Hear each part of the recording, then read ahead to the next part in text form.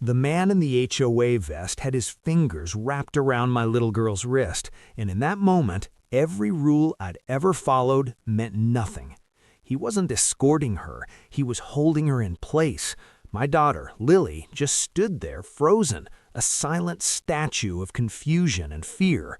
When she saw me in the doorway, her eyes were huge, the kind of look that asks 1,000 questions without making a sound. "Dad," she whispered, her voice thin as paper. "He said you have to go with him." The man spun around. Annoyance flashed across his face before he smoothed it into a plastic professional mask. He adjusted the black vest with Community Patrol stitched across it. "Sir," he said, that fake smile not touching his eyes, "your daughter is in breach of neighborhood bylaws." I didn't look at him. I kept my eyes on Lily. "Come here, sweetheart," I said, calm and low. She tried to step toward me. His grip tightened. His knuckles went white. And right then, I knew. This wasn't about bylaws. Before I show you what happened next, I want you to hit that subscribe button. Winds of Thought is all about real stories with real consequences, and this one is just starting. Let me know where you're watching from in the comments. To understand why a stranger felt he could corner my child in our own home, you need the backstory. My name is Michael Vale. After my wife passed, Lily is my entire world. We moved here for peace, for a fresh start. I paid every fee, I mowed the lawn on schedule, I kept to myself. That changed when a new board president, Diane Shaw, took over. She had a vision for total compliance. I asked for receipts for mysterious charges. I requested meeting minutes. I didn't nod and smile. And for that, I became a problem. Diane's solution was a man named Carl, her compliance officer. No official badge, no real authority, just a vest and a mean streak she didn't bother to hide. He started showing up when I was at work. Lily told me he'd linger by the garage, asking her questions about our schedule, about when she was home alone. She said he gave her a bad feeling. I reported it. Diane told me I was being paranoid. You never know what darkness ordinary people will enable. I believed her for about as long as it takes to snap your fingers, because standing in my garage, watching this man refuse to release my daughter's arm, a cold truth settled in my bones. This was about opportunity, and he thought he'd found us. "Release my daughter," I said. My voice was quiet, final. It wasn't a request.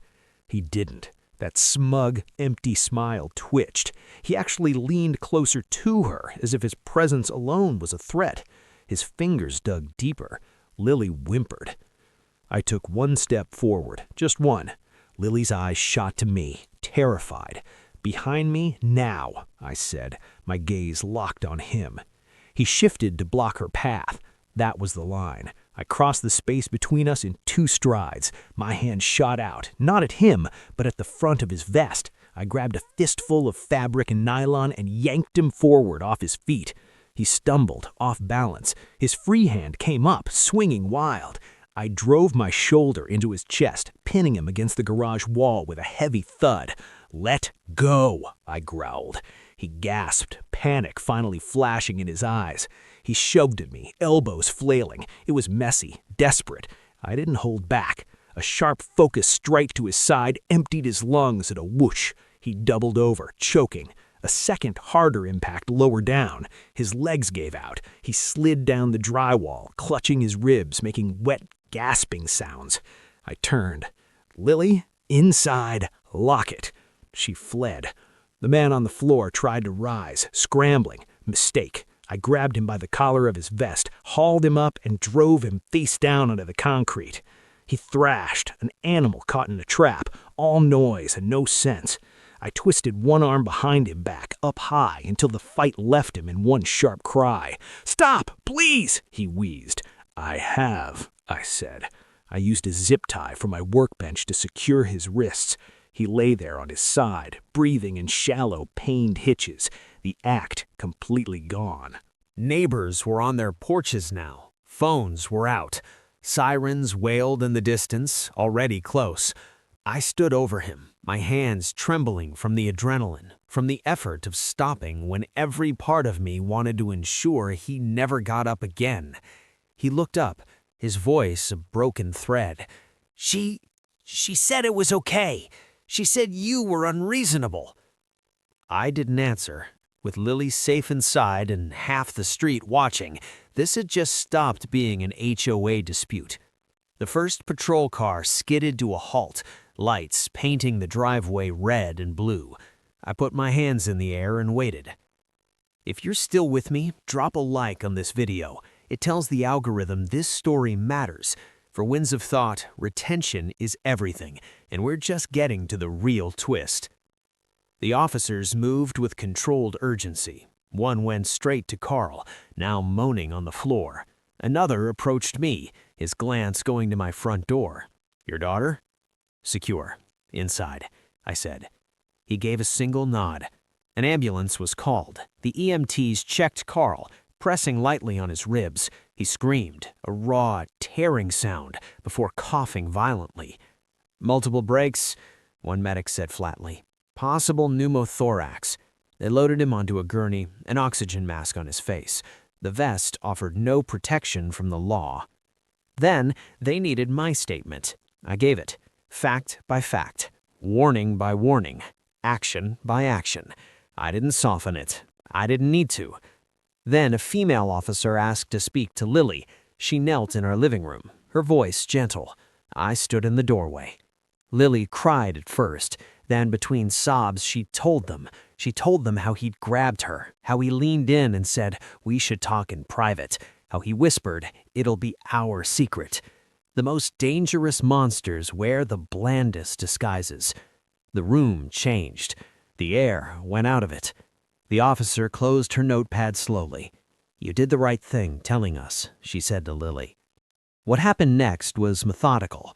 Police dug into Carl's past before he even reached surgery. 2 prior incidents with teenagers, charges pled down to nothing, records buried. The HOA board hadn't just missed it, they'd looked the other way. The charges piled up: attempted kidnapping, unlawful imprisonment, attempted lewd acts with a minor, impersonation, and trespassing. Carl spent weeks in the hospital, broken ribs, a punctured lung. He was discharged in handcuffs. At trial, he got 55 years, no chance of parole for decades. Diane Shaw didn't walk away either. Investigators found emails. She knew about his history. She hired him anyway. She was charged with criminal negligence and conspiracy. The HOA collapsed. The board quit. The lawsuit that followed didn't just cover therapy for Lily. It dismantled the entire association. The settlement guarantees her future. Our garage is just a garage again. Most days. Sometimes Lily still holds my hand a little tighter when we walk through it. And I let her. Because that day didn't just stop a predator. It taught a lesson to everyone watching. Some boundaries are drawn in steel. Cross them, and there is no negotiation. So, what do you think? Did I go too far? Or did I do exactly what was required? What would you have done if it was your child? Let me know in the comments. And for more stories that make you think, subscribe.